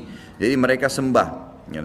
Lalu syaitan menyuruh mereka menyembah berhala, padahal harta kekayaan mereka melimpah ruah pada saat itu, dan kehidupan mereka semuanya sejahtera. Mereka sebenarnya penuh, semua luar biasa, kehidupan sangat luar biasa. Kata ulama hadis, nggak ada lagi orang miskin pada saat itu. Kemudian ditiuplah sangkakala oleh malaikat Israfil, dan tidak ada seorang pun yang mendengarnya melainkan menoleh, melongokkan lehernya sambil mendengarkan. Dan orang pertama yang mendengarnya adalah seorang laki-laki yang sedang membersihkan badan untanya.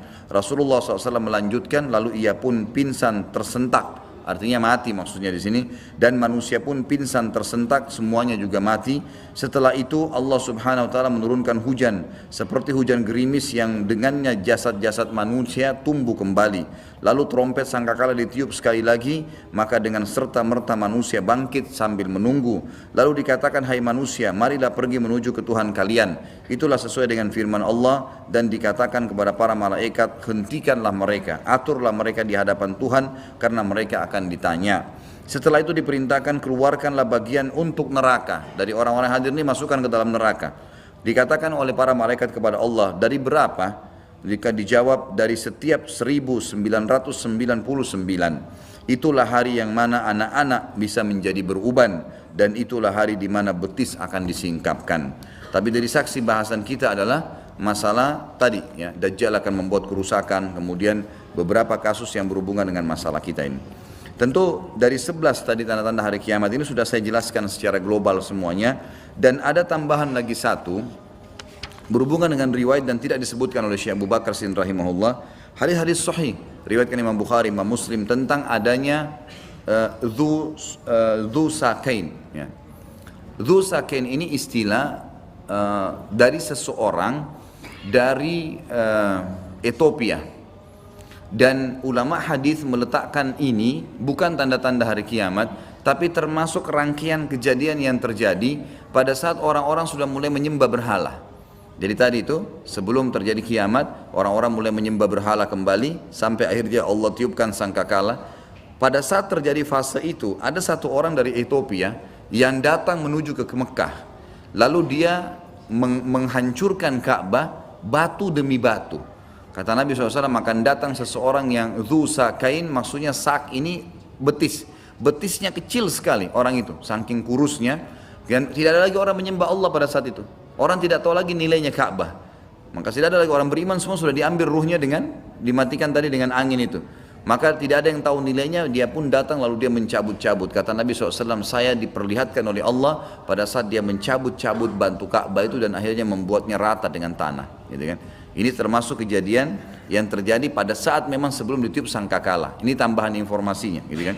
Seperti itulah. Jadi ini tanda-tanda kiamat semua yang pasti akan terjadi sampai nanti akan dibangkitkannya manusia, gitu kan.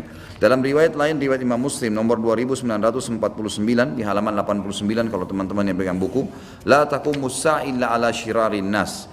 Tidak akan pernah terjadi hari kiamat ya sampai kecuali pada orang-orang yang jahat, kecuali pada orang-orang yang jahat. Ada beberapa dalil yang saya akan bacakan sebagai penutup dalam bahasan kita sebelum pindah ke dalil aklinya tentunya.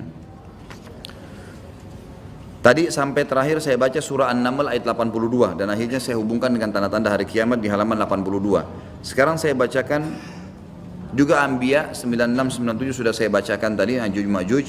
Sekarang saya bacakan surah Az-Zukhruf ayat 57 sampai 61 yang bunyinya a'udzubillahi minasyaitonir rajim walamma duriba ibnu maryam mathalan idza qaumuka minhu yasiddun wa qalu alihatuna khairun amhu ma darabuhu laka illa jadala bal hum qaumun khasimun in huwa illa abdun an'amna alaihi wa ja'alnahu mathalan li bani Israil walau nasha'u la ja'alna minkum malaikatan fil ardi yakhlufun wa innahu la ilmun lis-sa'ati fala tamtarunna biha wattabi'un hadha siratun mustaqim.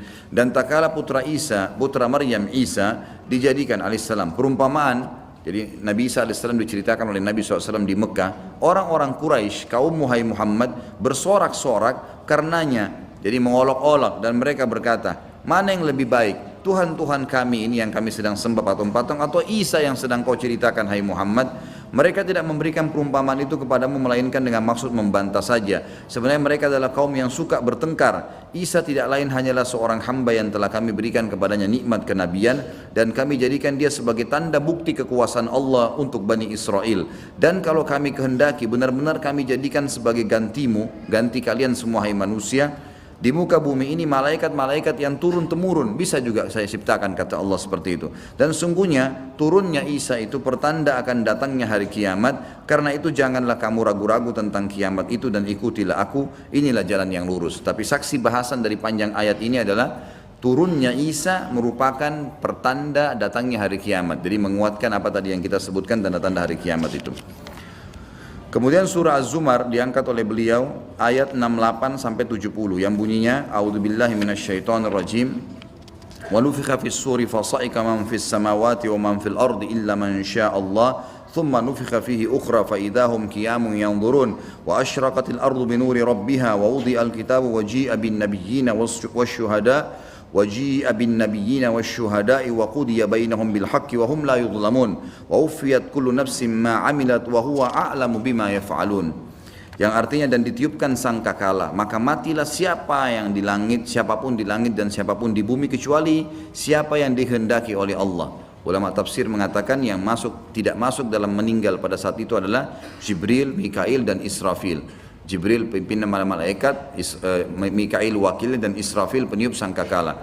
Kemudian termasuk pemikul arsy-Nya Allah yang 8 malaikat yang sudah pernah kita jelaskan pada saat menjelaskan masalah iman kepada malaikat.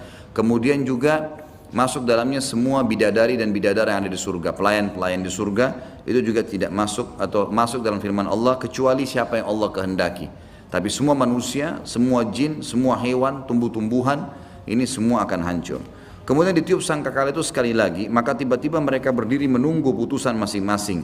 Dan terang benderanglah bumi atau padang mahsyar dengan cahaya keadilan Rabb-Nya. Dan diberikanlah buku perhitungan perbuatan masing-masing. Dan didatangkanlah para nabi dan saksi-saksi. Dan diberi keputusan antara mereka dengan adil. Sedang mereka tidak dirugikan. Dan disempurnakanlah bagi mereka disempurnakan bagi tiap-tiap jiwa balasan apa yang telah dikerjakannya. Dan Dia Allah lebih mengetahui apa yang mereka kerjakan. Tentu ini menceritakan tentang masalah ditiupnya sangkakala tadi yang pada saat selesai semua tanda-tanda kiamat besar ditiup sangkakala. Itu saksi bahasan kita. Kemudian juga beliau angkat surah Anbiya ayat 47. Jadi saya sekarang mulai berurut dalil yang ditulis oleh Syekh Abu Bakar rahimahullah. Firman Allah tentang mizan, ya, timbangan yang akan dihadirkan pada hari kiamat. Dan mizan ini dalam hadis Bukhari dijelaskan memiliki lisan, bisa berbicara, menghardik orang yang berbuat dosa dan memuji ya orang-orang yang berbuat kebaikan. Surah Anbiya ayat 47 bunyinya a'udzubillahi minasyaitonir rajim wa nadha'ul mawazinal qista liyaumil qiyamati fala tudlamu nafsun syai'a wa in kana mithqala habbatin min khardalin ataina biha wa kafa bina hasibin. Kami akan memasang timbangan yang tepat pada hari kiamat, maka tidaklah dirugikan seseorang barang sedikit pun, dan jika amalan itu hanya seberat biji sawi pun pasti kami mendatangkan pahalanya dan cukuplah kami sebagai pembuat perhitungan. Dalam riwayat lain dikatakan riwayat Bukhari, nanti hari kiamat akan datang orang yang postur tubuhnya kekar dan besar. Kemudian dia datang ke timbangan tersebut lalu dia loncat ke dalam timbangan amalnya, amal baiknya untuk membuat berat, tapi timbangan tersebut tidak akan menilai berat badannya. Padahal pada saat itu hari kiamat ada hadis lain menjelaskan.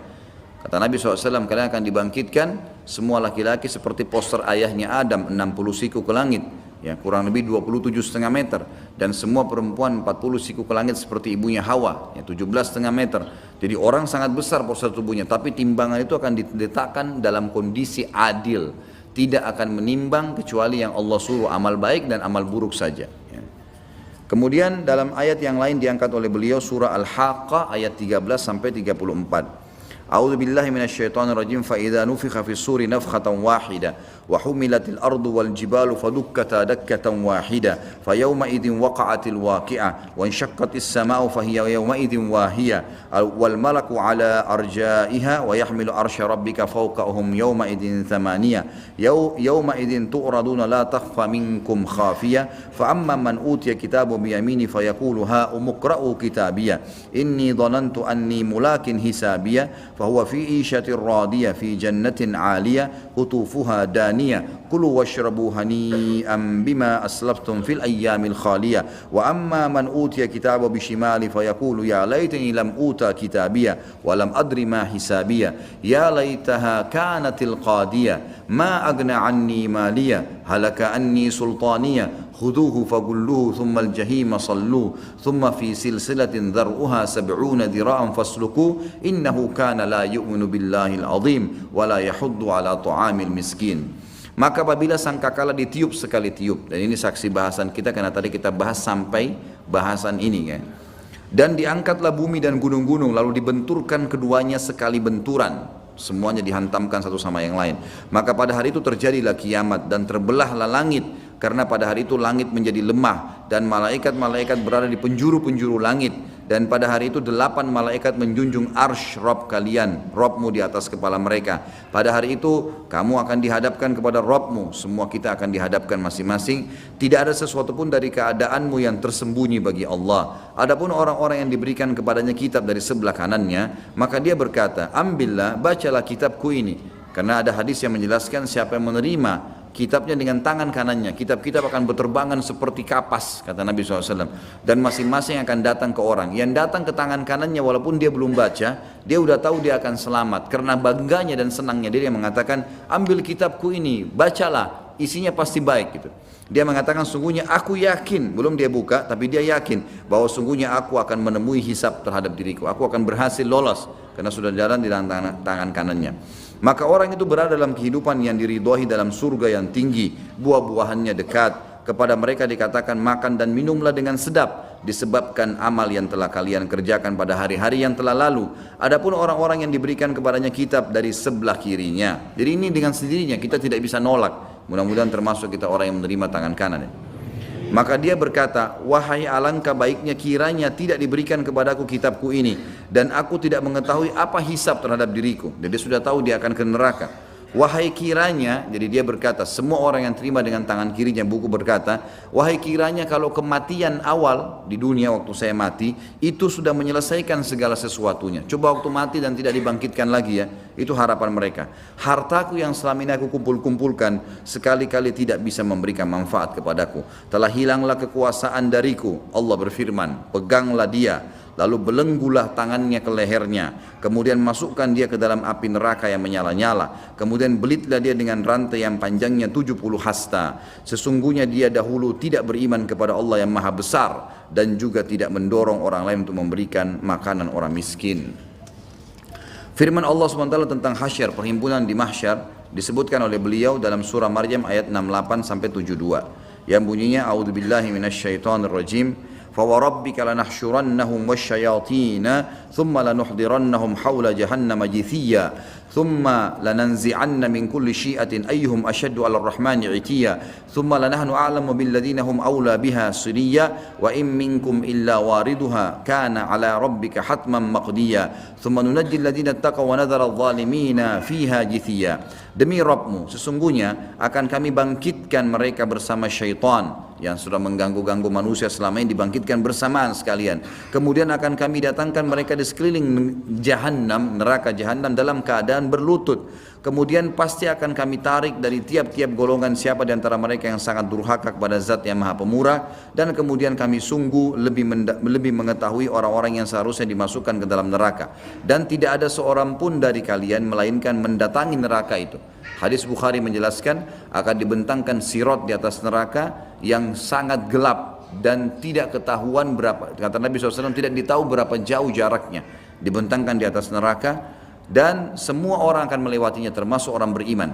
Kata Nabi SAW, golongan pertama yang melewati sirat adalah orang yang memiliki cahaya seperti bulan purnama di malam Lailatul Qadar. Kemudian seperti orang yang memiliki cahaya bulan purnama dan cepatnya seperti kilat, tiba-tiba melewati neraka dan ada di Kantara. Kantara sebuah tempat lapangan luas di depan surga menunggu untuk masuk ke dalam surga. Kemudian golongan kedua adalah orang-orang yang seperti menunggangi kuda, kecepatan kuda. Kemudian yang ketiga seperti orang yang berlari, yang keempat seperti orang yang berjalan, lima seperti orang yang merangkak, dan akan ada orang-orang yang akan dicambuk oleh malaikat di kiri kanan sirat yang membuat mereka jatuh ke neraka karena mereka pantas untuk masuk ke situ. Ini makna dari firman Allah, dan tidak ada seorang pun dari kalian melainkan mendatangi neraka itu. Hal ini bagi Rabbmu adalah suatu kemestian yang sudah ditetapkan. Kemudian kami akan menyelamatkan orang-orang yang bertakwa dan membiarkan orang-orang yang zalim dalam neraka dalam keadaan berlutut. Tentu poin kedua yang disampaikan oleh Syekh Abu Bakar rahimahullah adalah penyampaian Nabi SAW tentang hari kiamat. Dan saya akan menyampaikan beberapa poinnya di sini. Untuk memastikan memang pertemuan akan datang, insya Allah saya akan bahas khusus masalah surga dan neraka, karena ini tinggal beberapa dalil saya akan sampaikan. Yang belum saya bacakan hadisnya adalah kata Nabi SAW di halaman 89 hadis riwayat Muslim di footnote nomor 66 2955 ya. Kata Nabi SAW, ma baina nafkhataini arba'un thumma yunzilullahu minas sama'i ma'an fayambutuna kama yambutul baqal wa laysa minal insani syai'un illa yabla illa azman wahidan wa huwa azbud dhanab minhu yurakkabul khalqu yaumal qiyamah. Jarak waktu antara dua tiupan trompet penghancuran dan pembangkitan adalah 40. Ulama hadis berikhtilaf masalah ini, 40 hari, 40 tahun, ya 40 waktu, ini Allahu alam. Kemudian Allah menurunkan air dari langit, maka seluruh manusia tumbuh sebagaimana tumbuhnya sayuran. Tidak ada sesuatu pun dari jasad manusia melainkan hancur kecuali sepotong tulang, yaitu tulang ekornya. Darinya lah semua manusia diciptakan ulang pada hari kiamat. Kemudian juga Nabi SAW pernah berkhutbah dalam hadis Muslim, riwayat Imam Muslim nomor 2660.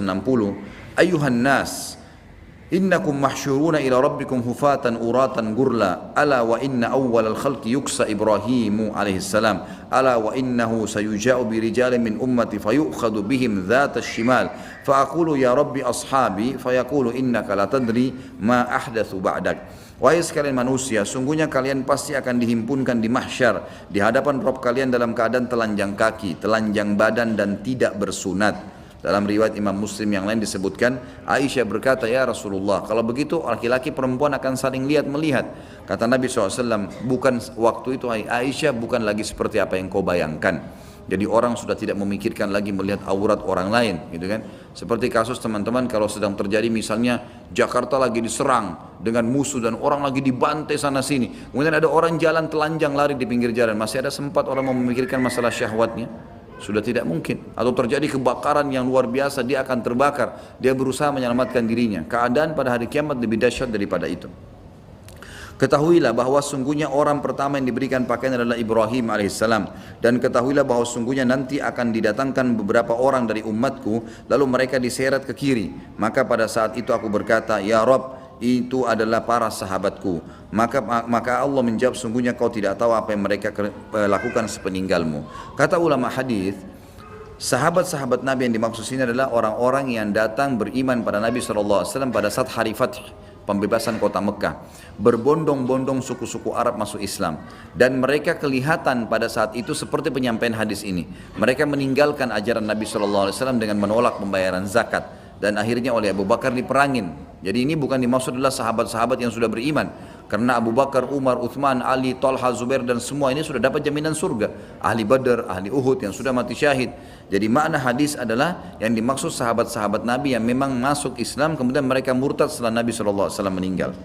Dalam hadis lain dikatakan saya akan tunggu kalian di Haud. Haud ini adalah tempat beliau SAW, telaga beliau di mahsyar setelah ditimbang amal, siapapun yang lolos bisa minum di situ. Nanti akan kita jelaskan sebentar. Kemudian kata Nabi SAW di dalam hadis yang lain, la tazulu qadama abdin yaumal qiyamah hatta yus'alu an arba'a, an umurihi fima afna, wa an ilmihi ma amila bi, wa an malihi min aina iktasabahu, wa fima anfaq, wa an jasadihi fima ablah. Kedua kaki seorang hamba tidak akan bergeser pada hari kiamat nanti sebelum ditanya tentang 4 perkara. Ini pada saat akan ditimbang amalnya. Tentang umurnya, untuk apa ia habiskan. Tentang ilmunya, apa saja yang ia lakukan dengannya. Jadi ilmu yang antum dengar ini bukan cuma sekali dengar, diamalkan enggak? Dan itu akan ditanya tentang hartanya, dari mana dia dapatkan, dari mana sumbernya dan kemana dia keluarkan. Dan tentang jasadnya, untuk apa ia manfaatkan. Jadi kata para ulama hadis, kalau ada orang mandi, bersihkan dirinya, merawat tubuhnya karena ini adalah titipan Allah, ada pahalanya. Tapi kalau orang lalaikan, ada pertanyaan hari kiamat, kau apakan jasadmu? Termasuk orang yang sengaja merobek-robek tubuhnya, membunuh, memutus urat dan meminum racun dan seterusnya, ini akan ada hukuman yang berat pada hari kiamat. Nabi SAW menceritakan tentang haud beliau, kuala beliau, yang akan ada nanti di mahsyar. Beliau mengatakan, haudi masiratu syahr ma'uhu abyadu minal laban wa rihuhu atyabu minal misk wa kizanuhu kanujumis sama man syariba minha la yadhma'u abada. Telagaku seluas perjalanan sebulan, airnya lebih putih daripada air susu, aromanya lebih harum daripada minyak kasturi, dan gayungnya bagaikan bintang-bintang di langit, jumlahnya miliaran. Barang siapa yang minum dari telaga itu maka dia tidak akan haus selama-lamanya. Hadis ini disebutkan footnote nomor 69, riwayat Imam Bukhari nomor 6579 dan seterusnya. Kemudian juga pernah pada suatu hari ketika Aisyah radhiyallahu anha ingat neraka, maka beliau menangis. Lalu Rasulullah SAW bertanya kepada Aisyah dalam hadis Abu Daud dengan sanad hasan nomor 4755. Ma yubkiki? قالت ذكرت النار فبكيت فهل تذكرون أهليكم يوم القيامة فقال أما في 3 مواطن فلا يذكر أحد أحدا عند الميزان حتى يعلم أيخف ميزانه أو يثقل وعند تطاير الصحف حتى يعلم أين يقع كتابه في يميني أم في شماله أم من وراء ظهري وعند الصراط إذا وضع بين الظهر جهنم هل يجوز. Apa yang membuatmu menangis wahai Aisyah? Kata Aisyah, aku ingat tentang neraka, azabnya yang pernah disampaikan, maka dari itu aku menangis. Lalu Aisyah bertanya kepada Nabi SAW, apakah kalian, maksudnya di sini bertanya kepada kaum laki-laki ya, apakah kalian, atau di sini diterjemahkan apakah engkau, tapi lebih tepat kalian, karena ini ahlikum ya, jamak. Apakah kalian akan mengingat keluarga kalian, istri anak kalian di hari kiamat nanti? Jadi Aisyah berharap Nabi SAW bisa menolongnya kalaupun ada apa-apa. Beliau menjawab sallallahu alaihi wasallam, adapun pada 3 tempat berikut ini tidak ada seorang pun yang ingat kepada orang lain, termasuk Nabi sallallahu alaihi wasallam, para nabi-nabi pun, yaitu ketika berada di sekitar mizan, timbangan amal, sampai ia mengetahui apakah timbangan amalnya ringan atau berat, gitu kan. Yang kedua, pada saat buku-buku catatan amal berterbangan sampai ia mengetahui di mana buku catatan amalnya jatuh, apakah di tangan kanannya, apakah di tangan kirinya atau di belakangnya. Sebagian ulama menjelaskan masalah di belakang, artinya kalau dia terima dari belakang, dia masih kemungkinan bisa lolos masuk surga atau dia masuk neraka. Tapi kalau kanan pasti masuk surga, kalau kiri pasti masuk neraka. Ketiga, tidak akan mengingat siapapun pada saat itu ketika berada di sekitar jembatan sirat yang dibentangkan di atas neraka, apabila dipancangkan di atas neraka jahanam hingga ia tahu dia bisa melewatinya. Kemudian Nabi SAW menceritakan juga tentang masalah keadaan mahsyar. Beliau mengatakan, likulli nabiyyin da'watun qad da'aha ummatah wa inni ikhtaba'tu da'wati syafa'atan li ummati. Hadis ini disebutkan oleh Imam Muslim nomor 200. Jadi kata Nabi SAW, semua nabi-nabi punya doa mustajab, pasti. Ini doa pamungkas, gitu kan. Apa yang dia ucapin langsung dikasih sama Allah. Ada satu yang diberikan. Seperti Nabi Nuh minta kaumnya disiksa misalnya, itu langsung Allah ijabah. Tentu banyak doa-doa Nabi yang diterima, ada juga doa Nabi yang dipanjatkan tapi belum diterima. Tapi ada satu doa yang memang itu disimpan, itu dikasih. Nabi SAW mengatakan semua Nabi-Nabi sudah pakai doanya itu, kecuali saya. Saya sengaja menyimpan doa itu untuk umatku, untuk syafaat umatku pada hari kiamat.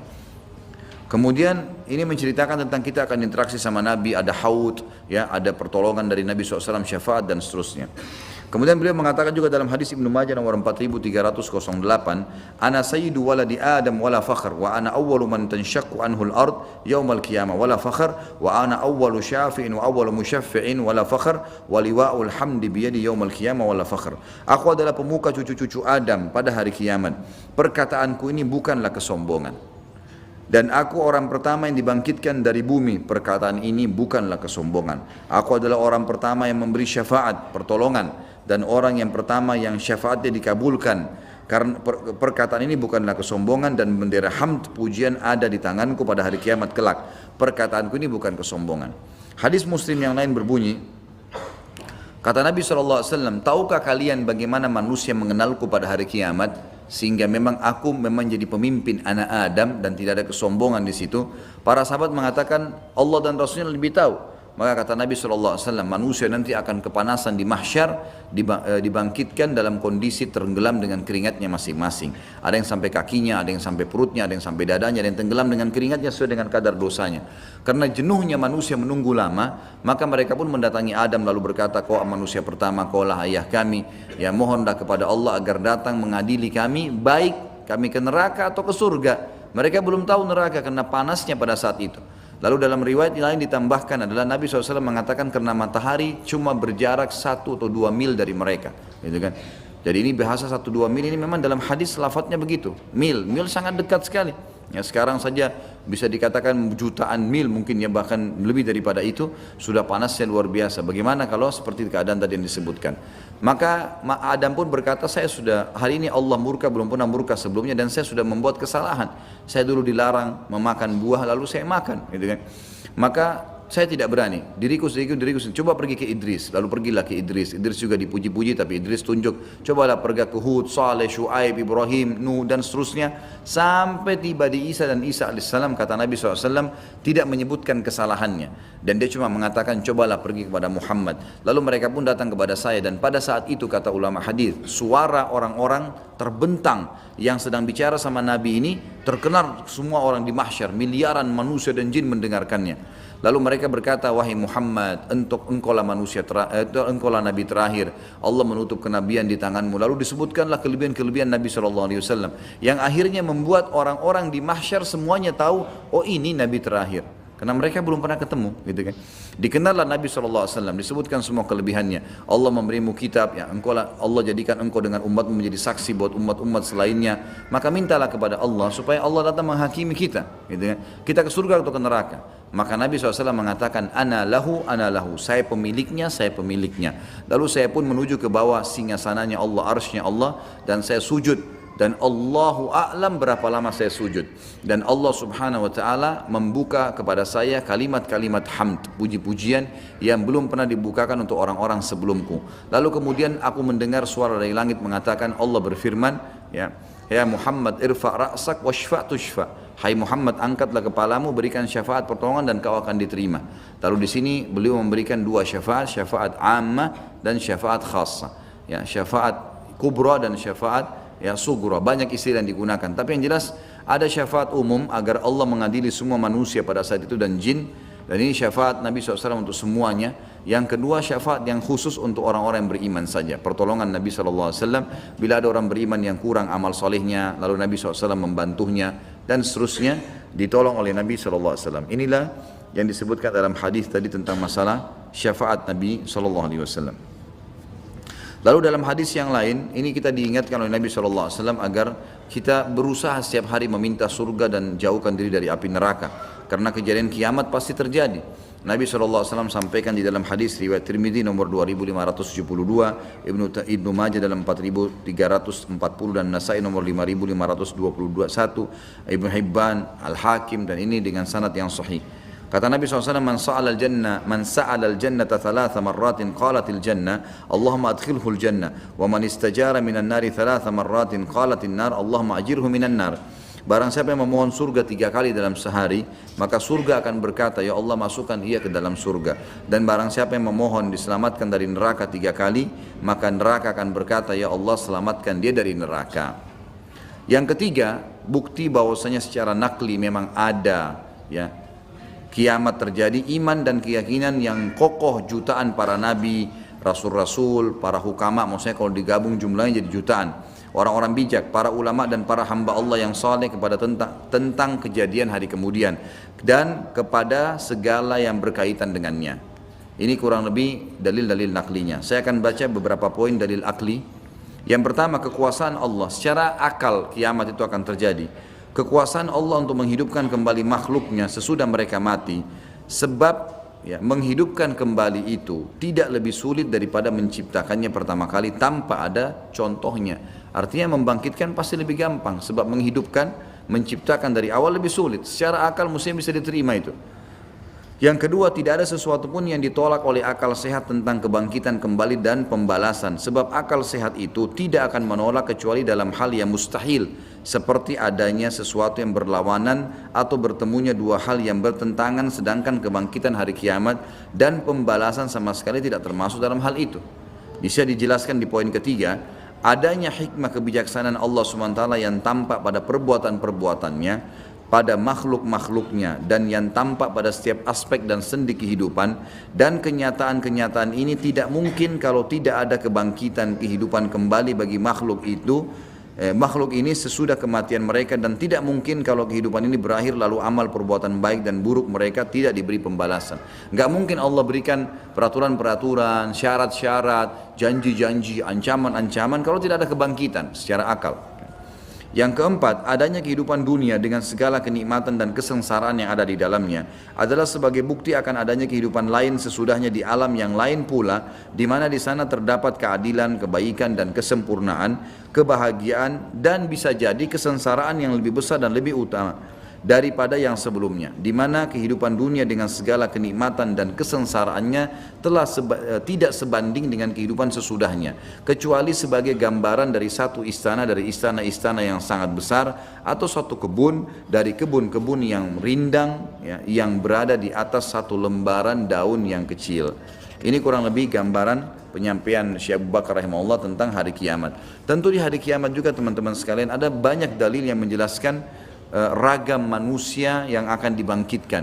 Ada yang dibangkitkan seperti misalnya orang-orang yang sombong. Dalam hadis Bukhari disebutkan Allah akan membangkitkan orang-orang yang sombong, jabbarun, ukuran mereka seperti semut ya, dibandingkan manusia pada hari kiamat, dan orang-orang menginjak-injak mereka sementara mereka tidak mati. Itu contohnya.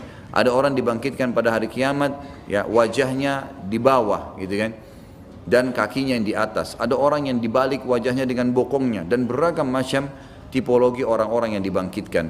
Dan ini tergantung dari hukuman Allah kepada mereka. Kemudian juga setiap nabi akan berdiri dan diikuti oleh pengikutnya di belakangnya. Kata Nabi SAW, ada nabi nanti yang datang diikuti oleh segelintir orang-orang yang beriman padanya. Ada yang nabi yang tidak diikuti oleh satu orang pun, gitu kan. Dan ada orang-orang, ada nabi-nabi yang penuh dengan pengikutnya, diantara adalah Nabi SAW. Juga akan ada orang dibangkitkan hari kiamat sendirian, bukan nabi tapi orang beriman. Seperti misalnya sabda Nabi SAW tentang Zaid, ya. Zaid bin Amr bin Tufail, ya, bin Tufail. Ini terkenal orang muwahhidnya Quraisy. Anaknya namanya Sa'id bin Zaid. Ini orang salah satu yang dijamin masuk surga dari sahabat Nabi. Tapi ayahnya belum sempat beriman pada saat itu. Maka yang terjadi adalah Zaid ini meninggal sebelum Nabi SAW diutus jadi Nabi. Tapi dia beriman kepada Allah, mengikuti ajaran Ibrahim. Kata Nabi SAW, Zaid akan dibangkitkan sebagai satu umat sendiri. Jadi tidak ada orang di belakangnya, karena memang dia cuma beriman pada saat orang semua kufur kepada Allah Subhanahu wa ta'ala. Kemudian juga ada hadis yang menjelaskan, saya yakin antum sudah tahu tentang ada kondisi orang-orang pada saat panas. Ada 7 golongan yang dinaungi Allah, tidak ada naungan kecuali naungannya. Orang-orang yang beriman tentunya, pemimpin yang adil, 2 orang yang saling mencintai karena Allah, berpisah dan bergabung karenanya, anak muda yang tumbuh dalam ketaatan Allah, seseorang yang diajak berzina oleh wanita yang terkenal kecantikan, keturunan, ya. Kemudian dia menolak, mengatakan saya takut kepada Allah. Seseorang yang bersedekah dengan tangan kanannya sampai tangan kirinya tidak tahu. Ini tentu isyarat saja ya, ibarat. Tentu tangan kanan, tangan kiri bisa tidak saling tahu, memang tidak bisa dalam akal manusia kita tahunya tidak bisa mengetahui gitu ya. Tapi ini ibarat, artinya kalau tangan kanan mengeluarkan kiri tidak tahu, artinya apalagi orang lain kalau dirinya saya tidak tahu gitu kan. Kemudian juga orang-orang yang terikat hatinya dengan masjid gitu kan. Dan orang yang terakhir adalah orang yang mengingat Allah SWT sendirian, surga dan neraka, lalu dia menangis ya karena Allah Subhanahu wa taala. Nah, ini orang-orang yang akan dilindungi oleh Allah Subhanahu wa taala pada hari kiamat di mahsyar itu. Tapi yang kita ingin titik beratkan adalah kiamat akan terjadi dengan semua tanda-tandanya tadi, kecil dan besar. Kemudian bagaimana mereka dibangkitkan dengan tiupan sangkakala, lalu bagaimana mereka dihadirkan di mahsyar dan kejadian-kejadian yang tadi yang sudah saya ceritakan, lalu kemudian nanti akan masuk ke dalam surga atau neraka.